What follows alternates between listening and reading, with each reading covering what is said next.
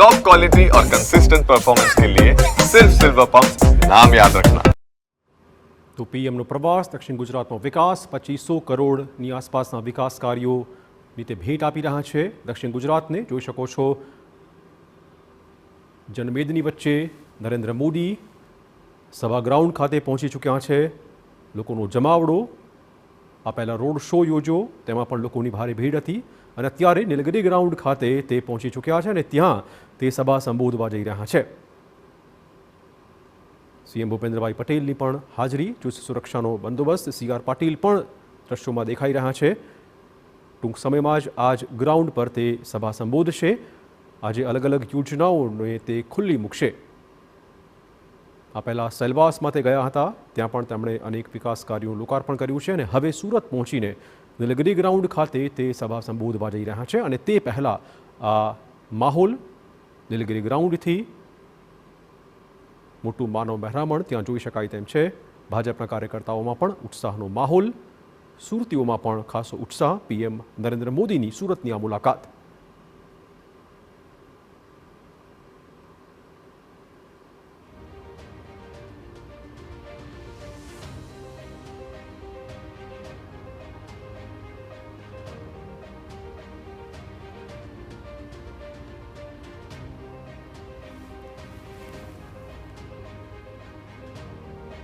સુરતનો લિંબાયત વિસ્તાર છે જ્યાં નીલગિરી ગ્રાઉન્ડ, અને તેમજ ટૂંક સમયમાં જ નરેન્દ્ર મોદી સભા સંબોધવાના છે. આ સભામાં કયા પ્રકારની ઘોષણાઓ થાય છે તેના પર દક્ષિણ ગુજરાતની ખાસ નજર રહેશે. અલગ અલગ યોજનાઓની તે જાહેરાત કરશે.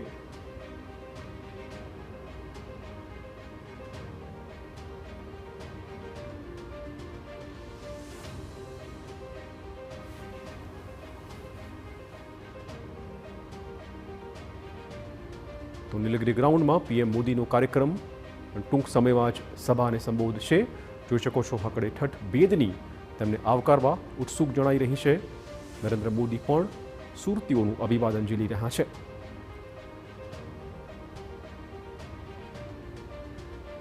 તો 2 દિવસના ગુજરાત પ્રવાસ પર મોદી આજે સુરત સેલવાસ અને આવતીકાલે નવસારી જવાના છે. સુરતમાં ટૂંક સમયમાં નીલગિરી ગ્રાઉન્ડ ખાતે તે સભા સંબોધશે. તો વડાપ્રધાનને જોવા, તેમને સાંભળવા માટે સુરતમાં નીલગિરી ગ્રાઉન્ડ ખાતે ખાસું માનવ મહેરામણ ઉમટ્યું છે.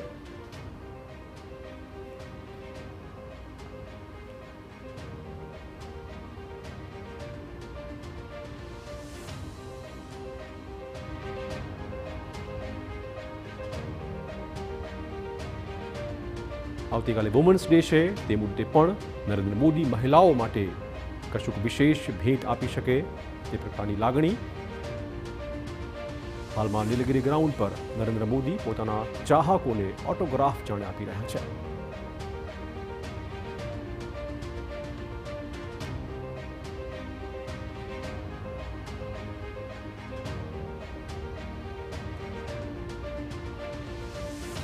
તો ચોક્કસ નરેન્દ્ર મોદીની આ ગુજરાતની 2 દિવસની મુલાકાત એ ખાસ કરીને દક્ષિણ ગુજરાત માટે મહત્વની સાબિત થવાની છે, કેમ કે અલગ અલગ યોજનાઓનું તે ખાતમુહૂર્ત કરવાના છે, લોકાર્પણ કરવાના છે.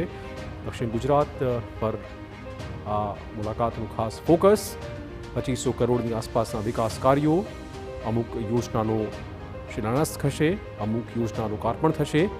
પરંતુ હવે જનસભાને સુરતમાં તે સંબોધશે, તેમાં પણ અલગ અલગ મુદ્દા કયા પ્રકારના રહેશે તેના પર સૌની મીટ મંડાયેલી છે. દિવ્યાંગ સહાયતા યોજના લાભાર્થીઓને પણ મળવાના છે.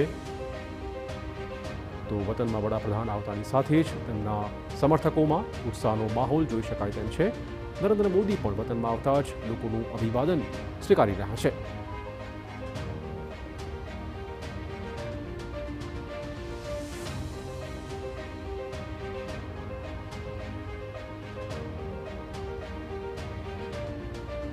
તો આજે સુરતની મુલાકાત, ત્યાર પછી આવતીકાલે વુમન્સ ડે નિમિત્તે તે હશે નવસારીમાં.